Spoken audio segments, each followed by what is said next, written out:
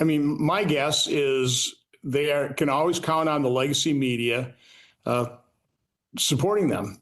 And so they remain pretty arrogant, pretty confident that they seem to be winning the messaging war here. It's completely unreasonable. I mean, all we're talking about is a clean continuing resolution at Biden's spending levels. They voted for those. Their counteroffer, again, that continuing resolution would take us up to the beginning of Thanksgiving. Their counteroffer was a 4-week CR, and they'd be asking $1.5 trillion of additional spending. Just a mere 1.5 trillion. So it's completely unreasonable. But as I said, they are pretty arrogant in their feeling here. Now, unfortunately, these shutdowns never play out fairly. Even though they voted for these funding levels, they voted for clean CRs all the time. That's what they would always talk about if one of our members kind of forces into a short-term shutdown. But now they're completely hypocritical and saying the exact opposite things that they said in the past, and the press doesn't hold them to account. So, Senator, work through this with me. And I'm speaking for a lot of my audience members. Over the history of my career, I'm a libertarian. I'm for smaller government. No offense. I just think we can do better with our own money than government can do for us. Here's my issue. In 2019, when COVID hit, Trump was president, and he increased spending to help basically save the world, to do what he could do. Obviously, you have to spend more money with an emergency pandemic such as COVID. So he said, here's another, I think, $2 trillion he spent just to make sure people were able to survive, right? Things were shutting down. Got it. But it was supposed to be temporary.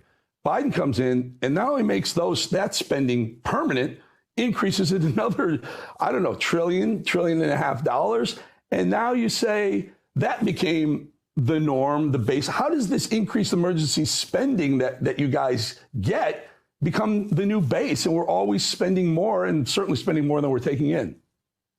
Well, you do have the phenomenon of the uniparty here. We got big spenders in our party as well. But you're right. We went from $4.4 trillion of spending in 2019 up to 6.5 and never looked back. This year we'll spend over $7 trillion. And by the way, just average deficits. Let me give you a quick little history. So George Bush in his 8 years, average deficit is $250 billion. And that was a lot of money back then. We were all outraged by it. Then Obama came in with the Great Recession. For his first 4 years, averaged almost $1.3 trillion in deficits. That sparked the Tea Party movement. I'm part of that.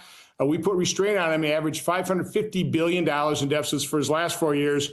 Trump took office, had Democrats he had to deal with in the Senate. That average went up to 810. Then the year of COVID is a $3.1 trillion deficit. And you're right, we should return to reasonable pre-pandemic levels of spending, right? So somewhere, again, with inflation, probably would have been higher than 4.4 trillion. But I'd put together pre-pandemic levels of spending somewhere between 5.5 and 6.5, depending on what year you pick. Instead, Biden continued to spend those levels. We averaged deficits of $1.9 trillion. So we went from 550 under Obama, 810 under Trump, COVID 3.1, and then we averaged 1.9. There's no justification for it.